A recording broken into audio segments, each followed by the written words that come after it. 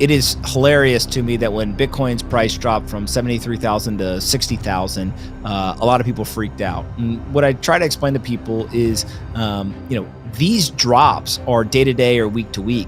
Instead, if people simply focus on, there's a 10-year kind of systematic shift that is occurring. There's a massive tailwind behind this asset. Bitcoin and the dollar continue to strengthen simultaneously, and it's actually the weak fiat currencies that are falling to the wayside. Both of those boats are rising together.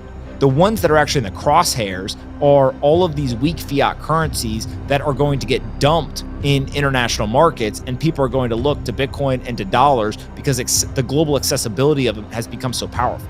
Not only is the U.S. government not going to ban Bitcoin, the U.S. government's going to need Bitcoin. Anthony Pompliano starts by addressing the often dramatic reactions to Bitcoin's price fluctuations.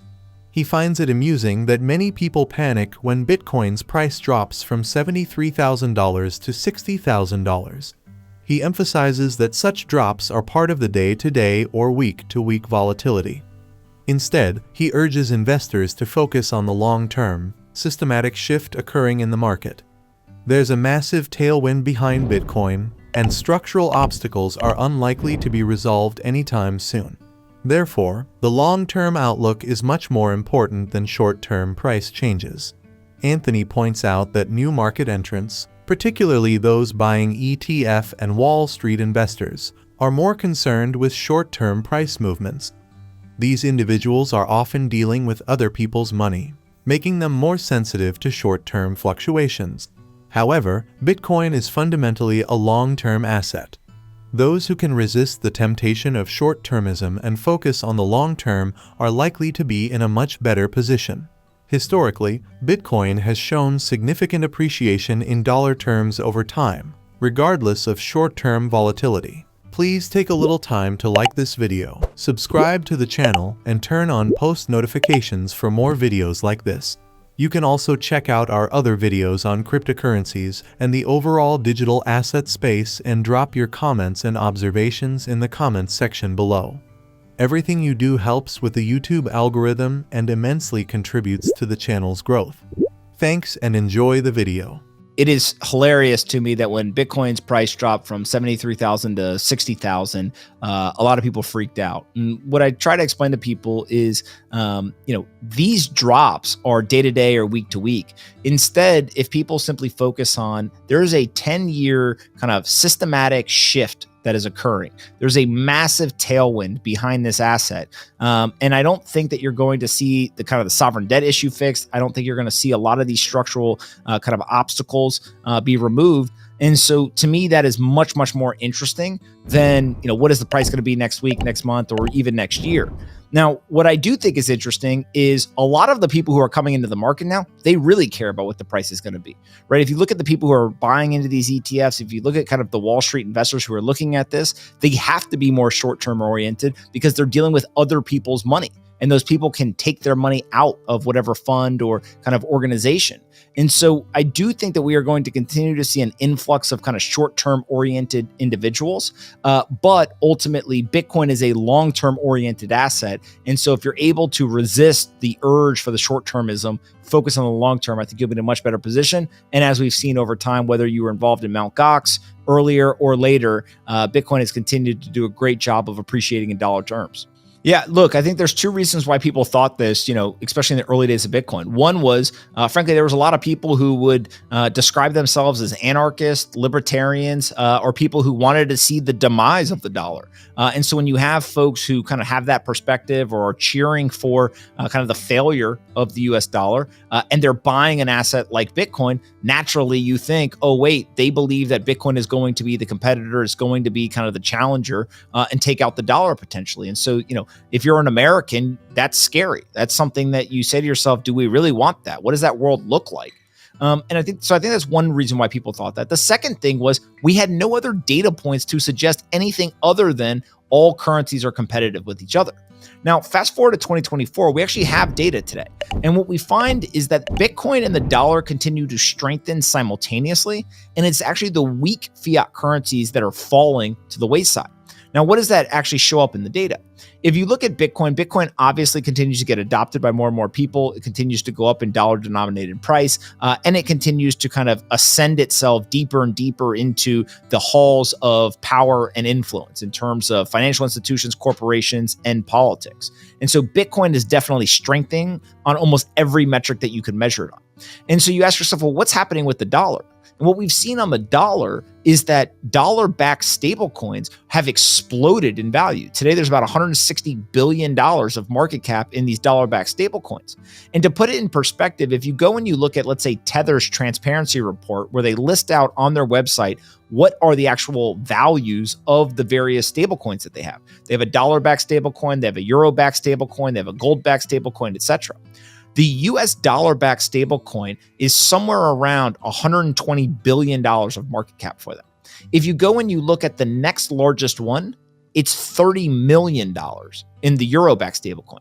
And so we are talking about a massive difference here, 100 billion plus 30 million. So the dollar is definitely the asset that people want. And then when you look at these dollar-backed stablecoins in terms of the continued use, the increasing number of transactions, the increasing market cap, etc., you can see that that dollar is strengthening as well. And so what I believe is happening here, which is now, my personal opinion and anecdotal outside of the evidence, is that people are saying to themselves, I do not want to spend my Bitcoin. My Bitcoin is going to be worth more in the future. It is a store of value. If I spend it, not only am I giving up the future value, but I also have to pay taxes on it based on how it's treated, let's say in the United States or elsewhere. And so instead, what I am going to do is I'm going to adopt two currencies. I'm going to adopt Bitcoin to protect my wealth, and I am going to adopt dollars so that I can spend my wealth. And now what you have is you have a two currency system, whereas historically somebody in the United States is a single currency. They are a dollar maximalists. They get paid in dollars, they save in dollars, they spend in dollars, they pay their taxes in dollars. They don't have pesos, they don't have euros, they don't have yen or won. But now, because the friction or the switching costs between dollars and Bitcoin and any other currency have dropped so much, I don't have to go to the currency changer or the airport. I now can actually have my wealth stored in Bitcoin, and I also can keep some of my wealth in dollars. I spend the dollars, I save the Bitcoin. And so in a crazy way, both of those boats are rising together. The ones that are actually in the crosshairs are all of these weak fiat currencies that are going to get dumped in international markets, and people are going to look to Bitcoin and to dollars because the global accessibility of them has become so powerful. Anthony is confident that the US government will not ban Bitcoin. Both the Trump and Biden administrations have shown support for Bitcoin, with the latter approving a Bitcoin ETF.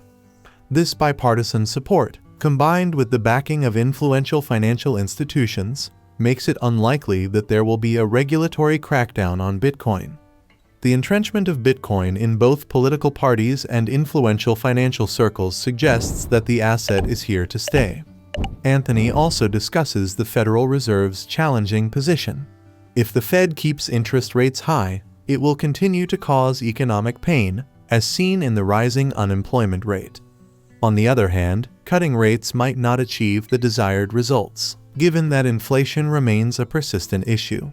The Fed's reliance on backward-looking data to make decisions adds to the complexity. Investors have started to pay less attention to the Fed's short-term actions, focusing more on the long-term potential of assets like Bitcoin. Well, I can only look at the data that we have so far, and so far, every single data point is backed up the thing that I've been saying for years now, which is not only is the U.S. government not going to ban Bitcoin, the U.S. government's going to need Bitcoin. And so if you go and you take a look at a lot of the data points, right, we have now two separate presidential administrations who are saying we are going to be sympathetic to these assets. We have the explicit endorsement by President Trump, who says, if you hold Bitcoin, vote for me. I am the pro-crypto candidate. I'm going to protect this. I'm going to protect mining. And mining can solve a lot of the energy problems, etc. But we also have the implicit kind of endorsement by the Biden administration, where their regulators have gone ahead and approved a Bitcoin ETF. And so now what you have is you have both political parties saying, hey, Bitcoin is in the clear. Let's go. But also remember that, if you had to pick one group of people who have an inordinate amount of influence in this country, it is people in the kind of Wall Street traditional banking kind of apparatus. And now what you have is a tool for them to drive a lot of revenue. And so you have BlackRock and Fidelity and Franklin Templeton and a number of these organizations that are all saying to themselves, wait a second, we like this stuff, right? There's an opportunity for us to make money here. We believe in the technology. We are going to go and support it. And so whenever you get an asset that is entrenched in both political parties and also in some of the kind of most influential circles in terms of political donors and also people who run the financial system, it is very, very hard to see how you will get away from that and you'll turn the regulation against it. Because what's more likely is if you get a regulator, if you get some sort of politician who is abrasive to these assets, they either won't get into office, they won't be appointed, or they will quickly be asked to step down, because you have too many people too invested in this asset at this point to kind of go the opposite direction. And if the United States is good at one thing, it is good at setting a path and sticking to it.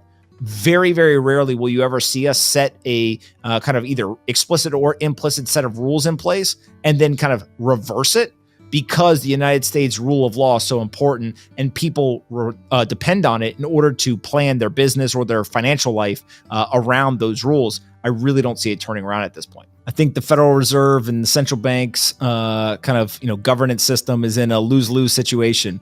If they keep rates high, we will continue to see pain in the economy. We've seen the unemployment rate continue to tick up. And I think that it is unlikely they will be able to keep rates at 5.5% or go higher for an extended period of time. At the same time, they've been unable to get inflation down. Even the official metrics, which are very favorable to them, still have not been able to break down towards that 2%. And so I think that if they were to cut rates, that also could be problematic. And so, a human-led monetary policy, as you alluded to earlier, uses backwards-looking data to make decisions today to try to predict the future. It's nearly an impossible decision in a situation. And so instead of the Federal Reserve trying to do that, I think we'd be much better if they simply allowed the free market to work. Unfortunately, I don't think that's going to happen. And so what is most fascinating to me about this entire situation is that investors have essentially stopped paying attention to the Fed in the short term.